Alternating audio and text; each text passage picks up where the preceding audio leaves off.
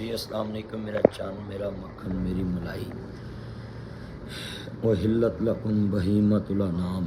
قرآن مجید میں اللہ نے فرمایا کہ جو گھریلو چھپائے جو پالے ہوئے ہوتے ہیں وہ آپ کے لیے حلال ہے. اس لیے یہ جو کٹے کی قربانی لوگ کہتے ہیں تو بھئی یہ اس کا آپ دیکھ لیں، گوشت کھاتے ہیں، بھینس کا دودھ پیتے ہیں، اس میں قربانی میں کیا حرج ہے؟ مگر کٹے کی قربانی کرنے سے پہلے یہ سوچنا کہ جب سنت عمل نبی کریم صلی اللہ علیہ وسلم سے ثابت ہے کہ آپ اونٹ کرتے تھے، دمبا، بکرا، چھترا، گائے، تو آپ بھی یہی کریں. جو چیز سنت اگر کچھ نہ ملے تو پھر تسی کٹا کھا لو. ہاں جی، جس سنت چیزاں ملتی ہیں تو پھر اس تو پہلے نواں کٹا نہ کھولو.